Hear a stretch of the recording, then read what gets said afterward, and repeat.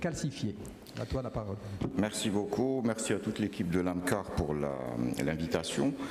Alors, le traitement des bifurcations et des lésions résistantes, c'est-à-dire en général calcifiées, en un quart d'heure. On va essayer.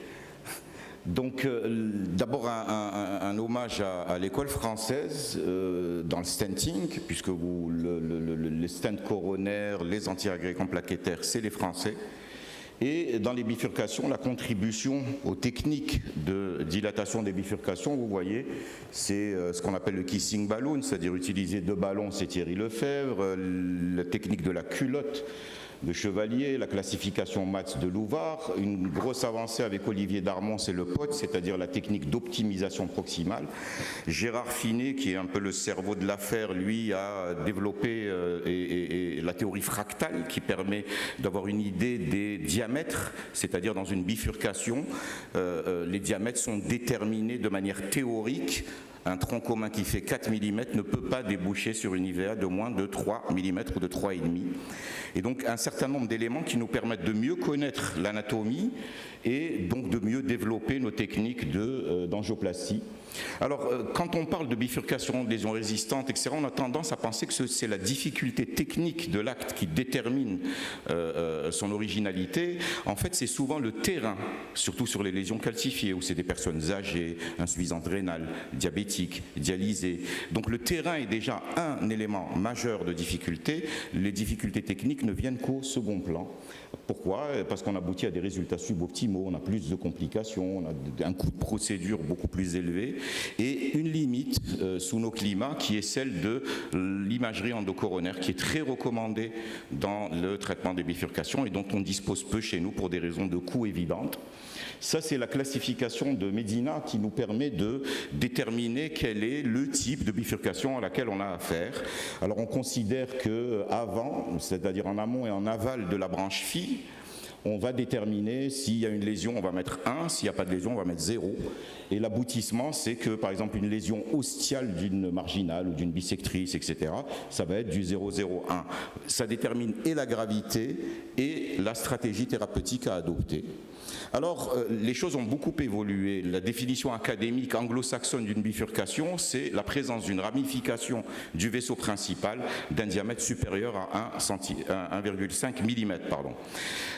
En réalité, on s'en fout du diamètre. La réalité, c'est que depuis 2003 et les travaux d'Achamovitch, on sait que revasculariser une artère qui va irriguer moins de 10% du myocarde n'a pas d'intérêt et donc est automatiquement délétère.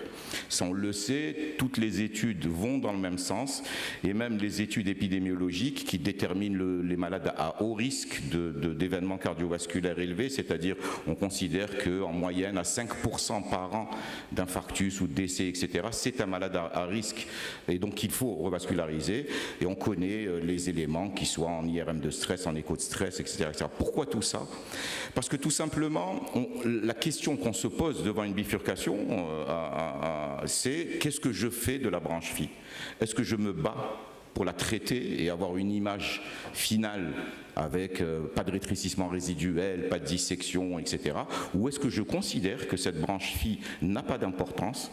À ce moment-là, soit je ne la protège pas par un guide, ou alors je la protège par un guide et je n'interviens que si jamais elle s'occlue. Donc tout est déterminé grâce à ça, et il y a de nombreux travaux. Alors là, c'est les Coréens qui, au début, c'était une affaire française, vous voyez là-bas, avec Cassa, Bat et Lefebvre et Yves Louvard, qui essayent de déterminer quel est le territoire qui est irrigué par une branche phi, en l'occurrence ici une marginale, en sachant que si une artère irrigue 10% du myocarde, l'ischémie concernera moins de 10% du myocarde. C'est-à-dire une artère qui s'occlue, on n'a jamais 100% de nécrose. Donc l'ischémie, la taille de l'ischémie est toujours inférieure à la taille de la zone irriguée. Là, vous voyez que, c'est ce que je disais tout à l'heure, une revascularisation sans impact clinique d'une branche phi ne sert à rien et donc est a priori délétère. Et enfin, les études de Kim, des équipes coréennes, qui ont démontré qu'une branche phi sur 5 seulement mérite d'être traitée.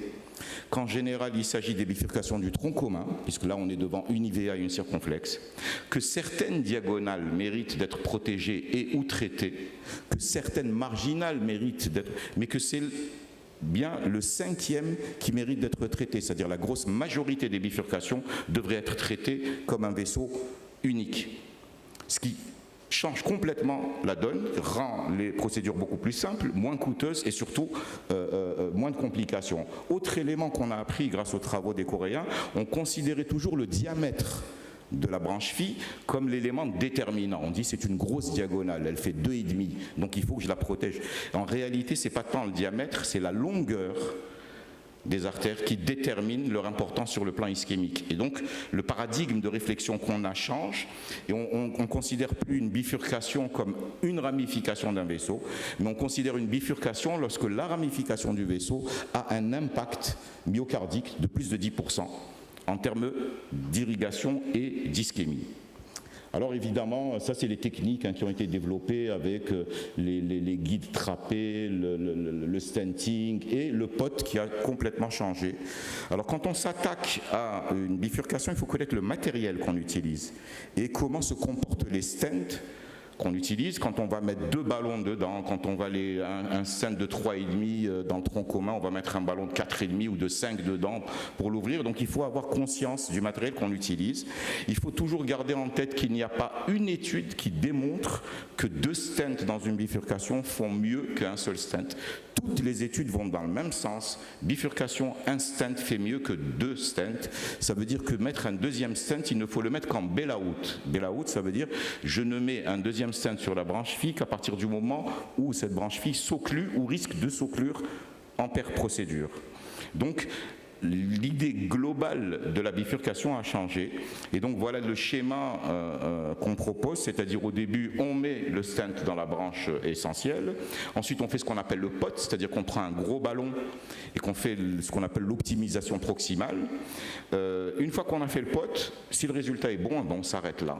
Si le résultat n'est pas bon sur la branche phi, là on inverse les guides, etc. Et on fait ce qu'on appelle un kissing, c'est-à-dire 2 ballons, un dans le vaisseau mère et un autre dans le vaisseau phi. Si le résultat est correct, c'est-à-dire un flux TIMI 3, même s'il reste une sténose de 50, 60, 70% sur la branche phi, le résultat est acceptable, on s'arrête là. On met ce qu'on appelle le provisional stenting, c'est-à-dire on ne met un stent que si on en a besoin, qu'en cas de bail-out. Ça, c'est la classification Maltz d'Yves Louva, qui est un véritable Kama Sutra des vraies bifurcations. C'est-à-dire qu'il considère que, par exemple, pour les troncs communs, etc., on va partir sur une stratégie à 2 stents. Et toute sa théorie est basée sur comment on va mettre le premier stent. À partir du moment, c'est de l'artisanat. À partir du moment où on met notre premier stent à un certain moment, voilà le cheminement de la procédure. Donc, ce sont des procédures qui doivent être totalement réglées. Il faut que, quand on part sur une bifurcation, on sait très bien ce qu'on va faire, les différentes étapes, qu'on les réalise toutes, on essaie de les réaliser au mieux, et ce n'est que devant un impératif compliqué, quelque chose qui survient et qui n'est pas attendu, qu'on doit changer de stratégie. Ça, c'est un dessin animé qui montre un petit peu les 3 stratégies qu'on peut adopter quand on fait une bifurcation ou qui nécessite 2 stents. Alors le tap, le reverse cush, la culotte, etc. En réalité, ce qu'il faut retenir, c'est qu'il faut faire ce qu'on a l'habitude de faire. Toutes elles ont des inconvénients mais choisissez une technique et faites-la régulièrement. Une fois que vous l'avez apprise, gardez cette technique. Cliniquement, il n'y a pas d'impact. Pour vous illustrer ça, voilà un tronc très serré et en dessous du tronc très serré, une autre bifurcation de l'interventriculaire antérieur. Et donc les stratégies, ce sont les stratégies, on va mettre un guide pour protéger la circonflexe, on va aller dilater l'interventriculaire antérieur, la stenter, faire un kissing. Une fois qu'on passe au tronc, normalement, il est impératif qu'on utilise l'échographie endocoronaire. Pourquoi ? Parce que notre capacité à calculer les diamètres des troncs communs en angiographie est complexe. Alors on n'a pas les moyens, qu'est-ce qu'on fait ? On n'a pas d'imagerie à disposition. Il faut que l'écho endocoronaire soit un outil pédagogique, c'est-à-dire que il faut considérer que, regarder des échos endocoronaires et considérer que, par exemple, il n'existe quasiment pas de tronc commun qui fait 3,5, ça n'existe pas. Un tronc commun, c'est 4 et plus. Il n'y a pas d'IVA proximal qui fait 2 mm ou 2 mm et demi. Donc on apprend de l'écho et on l'utilise de manière régulière dans nos stratégies de revascularisation. Donc on finit normalement sur un tronc par vérifier notre résultat en échographie. L'angiographie est en fait que pour vérifier l'ensemble du vaisseau, la distalité, etc. Donc pour conclure sur les bifurcations, 2 choses. La notion de bifurcation ne dépend plus de l'existence juste d'une branche de ramification, elle dépend des conséquences ischémiques qu'aurait l'occlusion de cette branche de ramification.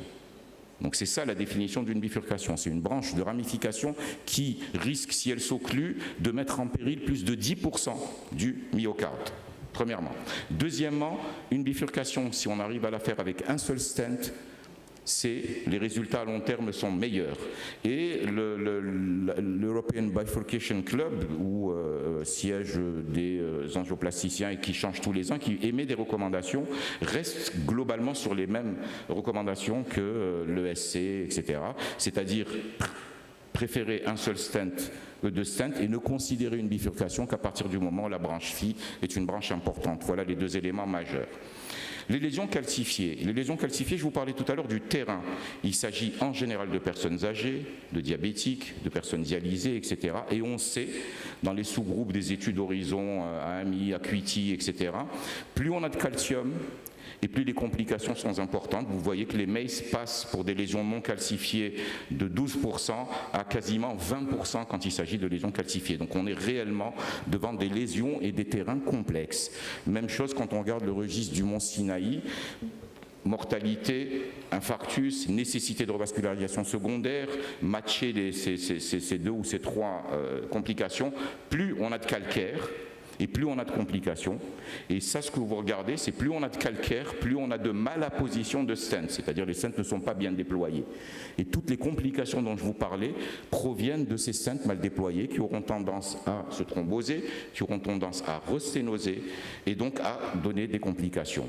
Quel est l'outil majeur qu'on doit utiliser pour déterminer la profondeur des calcifications, leur étendue, et qui va déterminer notre stratégie de modification de plaque ou pas, c'est le coroscanner. Ça nous donne une vision réelle de la taille et surtout avoir une approche, savoir si ces calcifications sont intimales ou adventitielles. Si elles sont intimales, il est clair qu'on aura du mal sans outil particulier à dilater la lésion. Si elles sont adventitielles, eh bien on va stretcher l'artère et on va pouvoir impacter nos stents de manière correcte sans avoir besoin nécessairement d'outils additionnels.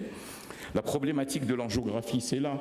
Parfois, c'est très très net. Vous pouvez regarder ici, on voit très bien les calcifications. On peut même dire là que les calcifications sont adventitielles et non pas intimales. Par contre, dans d'autres cas, comme en bas ou comme ici, cette coronaire droite du 3e segment, on a du mal à voir le calcium. Et l'échographie endocoronaire avec le cône d'ombre que vous voyez derrière avec les 3 flèches montre qu'il y a un arc calcaire important. Ce qu'il faut savoir, c'est que l'écho a une sensibilité importante endocoronaire pour déterminer mais on ne nous donne pas la profondeur du calcaire, ce qui est important, parce qu'il y a un cône d'ombre qui ne nous permet pas, et que l'OCT non seulement détecte le calcaire, mais nous permet aussi de mesurer la profondeur de l'arc calcaire.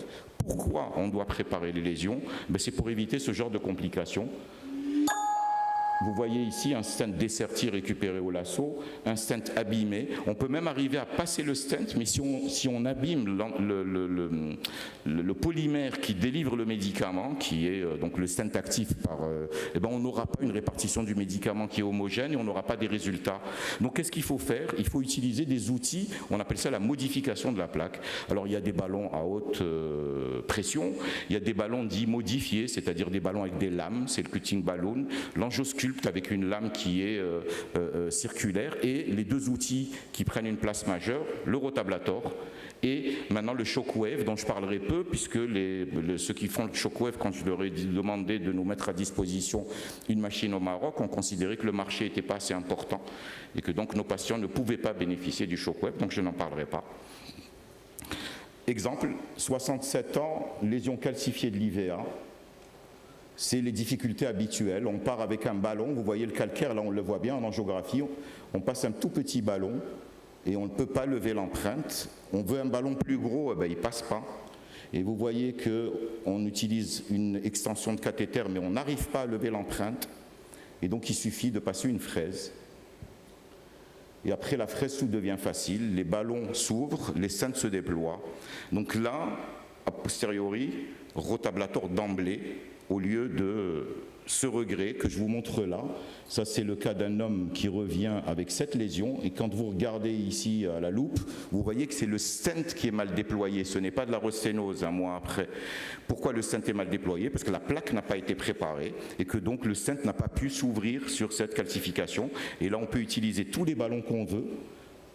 Vous voyez ici un ballon non compliant, un autre ballon non compliant, même un angiosculpte, c'est le fameux ballon avec le ressort, iront. Pourquoi? Parce qu'il y a une épine calcaire. Et quand on voit à l'échographie endocoronaire, on voit bien que c'est le stent qui n'est pas ouvert. Donc on fait du rota. Là, le shockwave a une bonne place, mais on fait du rota. À Rabat, il y a quelques semaines, on en a fait un comme ça, à condition qu'il n'y ait pas de coup dur majeur, pour éviter que la fraise ne prenne le stent et ne le machin. Il faut que ce soit relativement droit, c'est le cas. Et quand on fait le rota, ça prouve que le rota n'est pas ce qu'on pense être, c'est-à-dire cette espèce de fraise qui va limer la plaque calcaire, non. La vitesse de propagation de la fraise qui tourne à 160 000 tours minutes, en fait, elle crée quasiment une espèce de tremblement de terre à ce niveau-là, et c'est comme ça que le calcaire la plaque calcaire se fracasse. Ensuite, on peut mettre un ballon, et donc on peut dilater tranquillement ou mettre voilà. Donc c'est ça ce qu'on appelle le rota regret, c'est-à-dire quand on part avec des ballons, on essaye tout, etc. On arrive au bout d'une heure et demie épuisé, après avoir épuisé les placards, à sortir la fraise de rotablator. C'est pour ça qu'il faut prévoir le rotablator d'emblée.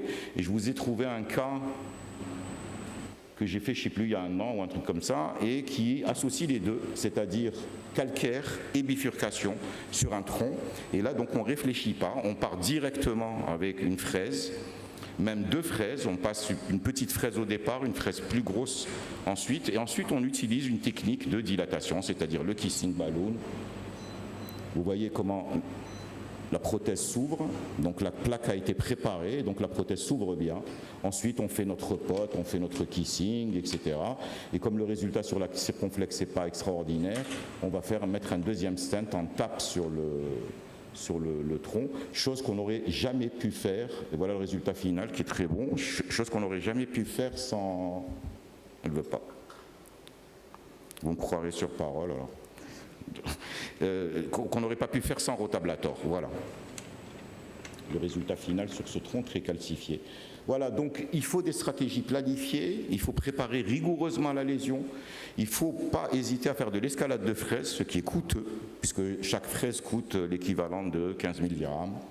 Utiliser des ballons non compliants, faire toujours la technique d'optimisation proximale et le kissing, et toujours finir par corriger un éventuel dommage du stent. Donc pour conclure, c'est des personnes âgées, beaucoup de comorbidités, souvent très symptomatiques, plus de complications procédurales, plus d'événements indésirables, souvent exclus des études randomisées. On a donc peu de données factuelles pour juger ce qu'on fait.